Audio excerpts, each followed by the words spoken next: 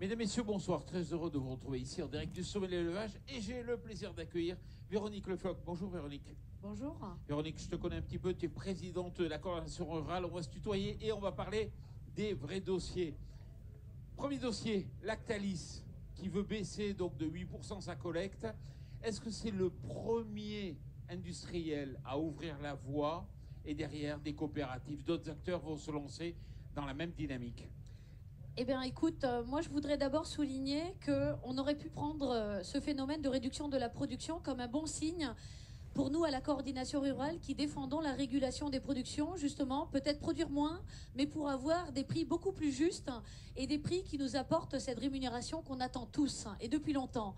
Le problème, c'est que Lactalis intervient de façon unilatérale, sans jamais rentrer dans la négociation, comme si comme s'ils étaient tout puissants. Oui, ils sont puissants, ils sont présents dans 51 pays au niveau mondial, mais quel objectif?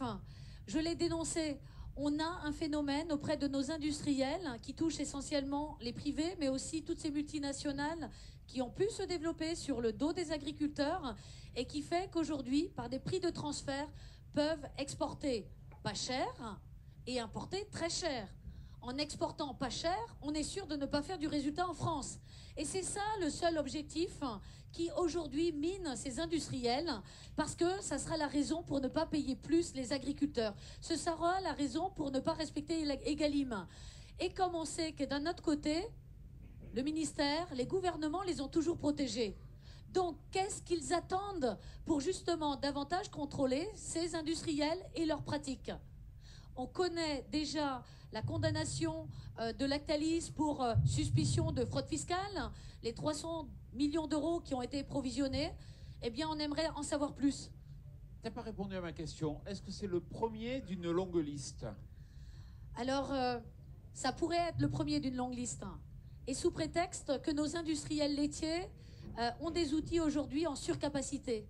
Ce que je répondrais à ça, c'est que dès 2012, 2013, 2014, tous les industriels laitiers en France anticipaient la fin des quotas et une augmentation de la production laitière d'au moins 20%, ce qui ne s'est pas produit.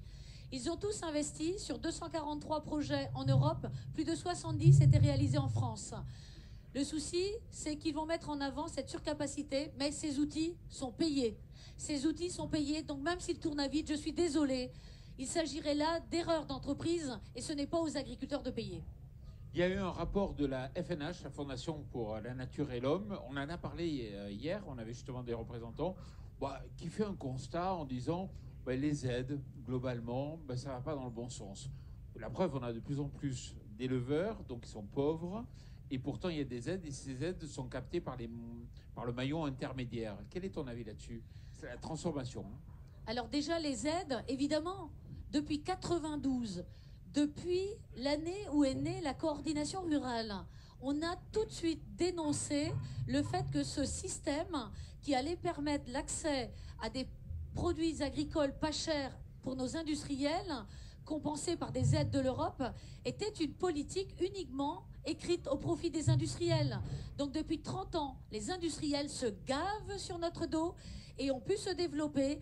Donc oui, la répartition des aides n'est pas juste et en tous les cas, elle ne va ni chez les producteurs, qu'ils soient éleveurs ou céréaliers.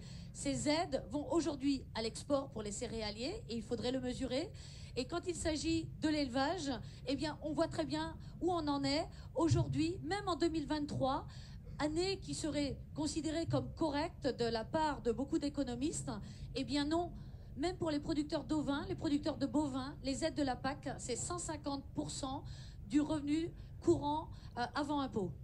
Rappelle-toi, au mois de janvier, vous étiez sur les barrages, voilà, ça a marché, il y a eu l'obtention, manque de peau, il y a eu la dissolution après, et vous êtes revenu à la case départ, vous n'avez rien gagné. Pourquoi? Eh bien, ça veut dire que le fait politique, en fait, remet en cause toute la volonté? Alors, on a beaucoup de paroles et on a très peu d'actes. On a beaucoup d'annonces et rien de concret. Donc, nous, ce qu'on a demandé la semaine passée à la ministre de l'Agriculture, Madame Genevard, c'est justement l'état des lieux de ce qui a réellement été mis en œuvre. Quand on parle de 2 milliards d'euros de garantie des prêts pour les jeunes, j'aimerais savoir combien de garanties ont réellement été apportées.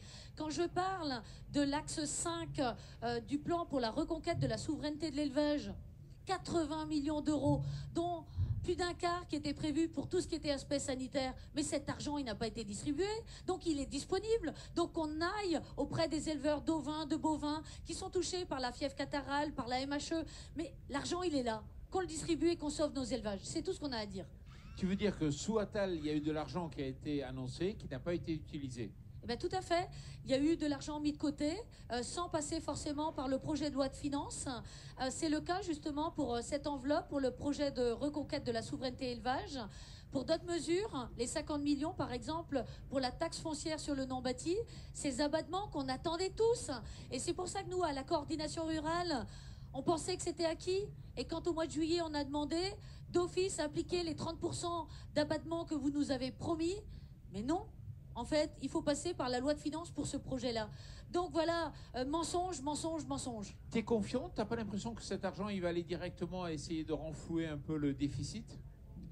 Eh bien, je pense que l'État ne veut plus nous accompagner. Et quand on voit la lettre de mission, la lettre budgétaire, avec près d'1 million d'euros de moins pour l'agriculture, qui touche sur ce qu'on appelle le programme 149, c'est quand même toutes les mesures qui devraient accompagner l'adaptation au changement climatique, les réserves de crise. En fait, ils ont tout faux. Tout faux. Et là, je pense qu'ils continuent comme ça, qu'ils valident ce processus ou cette direction, et on sera dans la rue beaucoup plus tôt que prévu.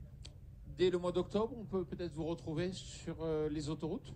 Ben écoutez, on a discuté avec la ministre de l'Agriculture, elle a notre parole. Moi, j'ai dit que le vase, il était plein, que je ne pourrais pas l'empêcher de déborder. Maintenant, on lui fait confiance, il faut lui donner du temps. Je ne vais pas lui dire en 15 jours, j'attends ça.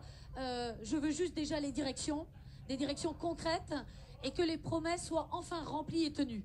Plutôt confiante dans la ministre de l'Agriculture? Moyennement confiante. Moyennement confiante parce qu'ils n'ont qu'un mot à la bouche, c'est les économies à réaliser. Or, nous, on lui donne des sources de budget pour justement financer tout l'accompagnement dont l'agriculture a besoin. On va parler un peu des chambres d'agriculture, de l'élection des chambres d'agriculture au mois de janvier prochain. C'est important pour vous parce que vous savez, vous avez marqué des points au printemps dernier. Enfin, il y a eu même des jeunes qui vous ont rejoint en masse. Là, vous êtes confiant?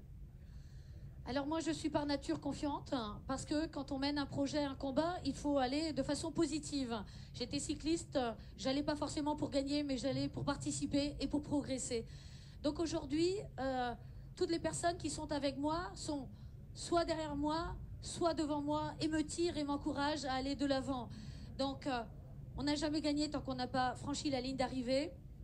Le résultat sera le résultat du choix des agriculteurs. C'est un référendum. Soit les agriculteurs considèrent que la politique des 30 dernières années leur convient et ils votent comme ils ont toujours voté, soit ils votent le changement. Le changement, ça veut dire qu'on reprend notre agriculture en main. Ça veut dire qu'on cultive l'indépendance pour récolter la liberté. La liberté, ça veut dire couper toute dépendance, dépendance de l'Europe, dépendance des industriels, qu'on ne rentre pas dans cette financiarisation de l'agriculture. On veut des fermes dans lesquelles il y a des chefs d'entreprise et non des esclaves. Véronique, je reprends ta métaphore sportive, mais j'ai l'impression que la course, elle ne démarre pas. C'est-à-dire qu'on est à quelques semaines, enfin quelques mois, et pourtant personne n'en parle des élections aux chambres. Alors personne n'en parle, mais tout le monde en parle.